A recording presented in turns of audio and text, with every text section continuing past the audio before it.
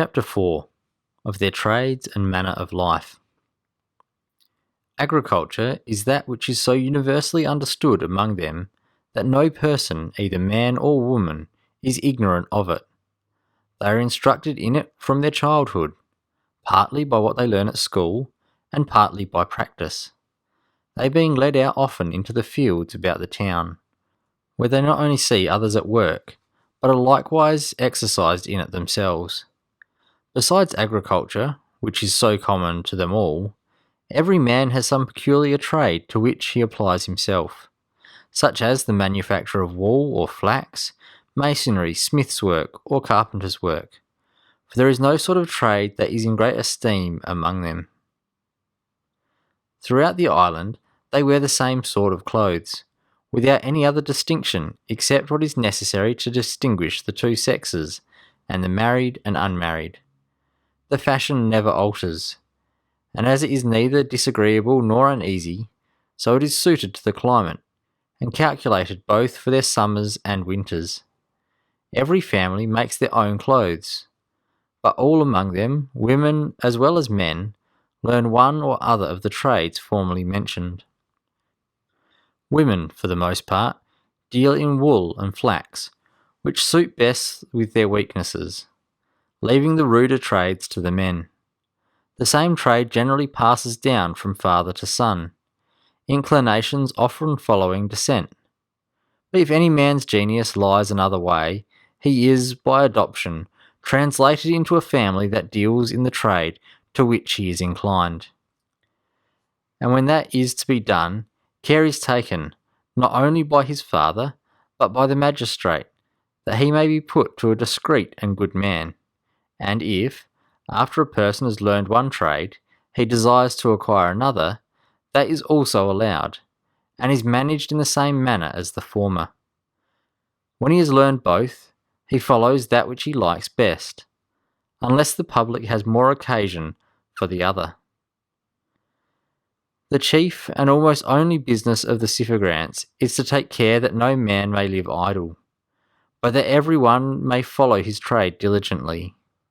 Yet they do not wear themselves out with perpetual toil from morning to night, as if they were beasts of burden, which, as it is indeed a heavy slavery, so it is elsewhere the common course of life among all mechanics except the Utopians. But they, dividing the day and night into 24 hours, appoint 6 of these for work, 3 of which are before dinner, and 3 after. Then they sup, and at 8 o'clock, counting from noon, go to bed and sleep 8 hours. The rest of their time, besides that taken up in work, eating, and sleeping, is left to every man's discretion. Yet they are not to abuse that interval to luxury and idleness, but must employ it in some proper exercise, according to their various inclinations, which is, for the most part, reading. It is ordinary to have public lectures every morning before daybreak, at which none are obliged to appear, but those who are marked out for literature. Yet a great many, both men and women of all ranks, go to hear the lectures of one sort or another, according to their inclinations. But if others that are not made for contemplation choose rather to employ themselves at that time in their trades, as many of them do, they are not hindered, but rather commended, as men that take care to serve their country. After supper, they spend an hour in some diversion, in summer, in their gardens, and in winter, in the halls where they eat, where they entertain each other with music or discourse. They do not so much as know dice, or any such foolish and mischievous game. They have, however, 2 sorts of games not unlike our chess. The one is between several numbers, in which one number, as it were, consumes another. The other resembles a battle between the virtues and the vices, in which the enmity in the vices among them, and their agreement against virtue, is not unpleasantly represented, together with the especial opposition between the particular virtues and vices, as also the methods by which vice either openly assaults or secretly undermines virtue, and virtue on the other hand resists it. but the time appointed for labour is to be narrowly examined. Otherwise, you may imagine that since there are only 6 hours appointed for work, they may fall under a scarcity of necessary provisions. But it being so far from being true, that this time is not sufficient for supplying them with plenty of all things, either necessary or convenient, that it is rather too much, and this you will easily apprehend if you consider how great a part of all other nations is quite idle. First, women generally do little, who are the half of mankind, and if some few women are diligent, their husbands are idle. Then consider the great company of idle priests and of those who are called religious men. Add to these all rich men, chiefly those who have estates in land, who are called noblemen and gentlemen, together with their families, made up of idle persons, that are kept more for show than use. Add to these all those strong and lusty beggars, that go about pretending some disease in excuse for their begging, and upon the whole account you will find that the number of those whose labours mankind is supplied much less than you perhaps imagined. Then consider how few of those that work are employed in labours that are of real service. For we, who measure all things by money, give rise to many trades that are both vain and superfluous, and serve only to support riot and luxury.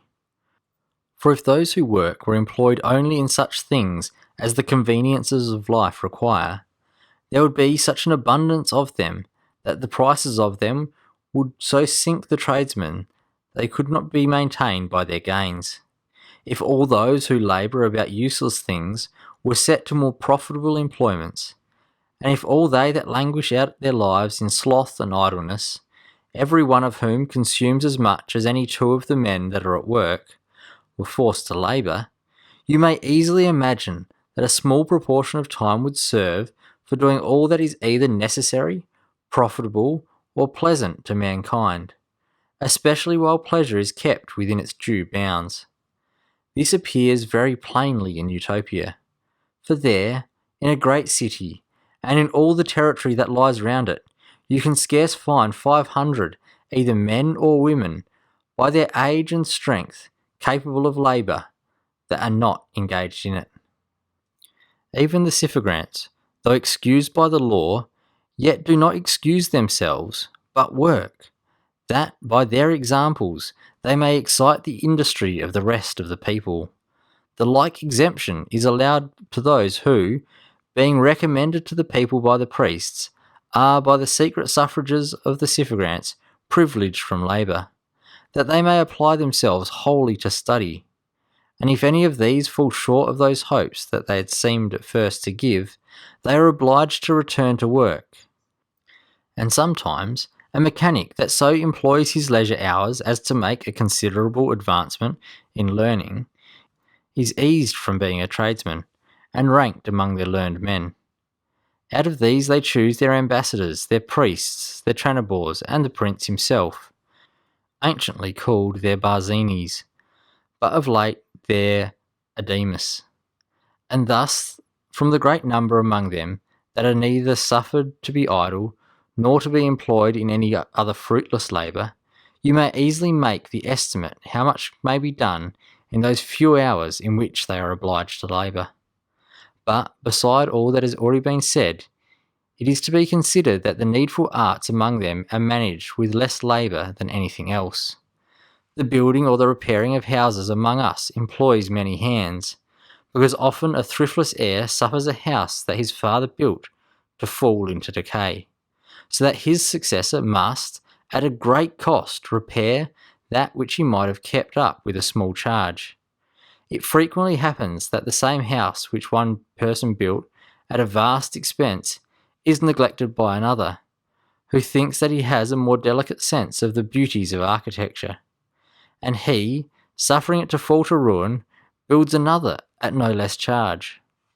But among the Utopians all things are so regulated that men very seldom build upon a new piece of ground, and are not only very quick in repairing their houses, but show their foresight in preventing their decay, so that their buildings are preserved long, but with very little labour, and thus the builders, to whom that care belongs, are often without employment, except the hewing of timber and the squaring of stones, that the materials may be in readiness for the raising a building very suddenly when there is any occasion for it.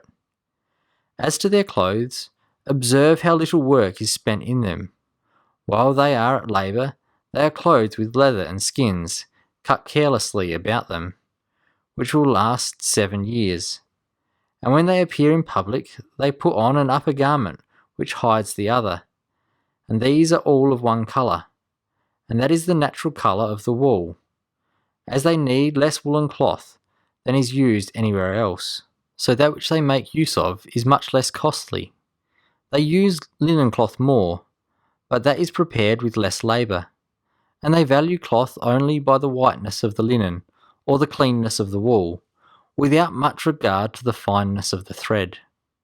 While in other places 4 or 5 upper garments of woolen cloth of different colours, and as many vests of silk will scarce serve one man, and while those that are nicer think 10 too few, every man there is content with one, which very often serves him 2 years, nor is there anything that can tempt a man to desire more. For if he had them, he would neither be the warmer, nor would he make one jot the better appearance for it.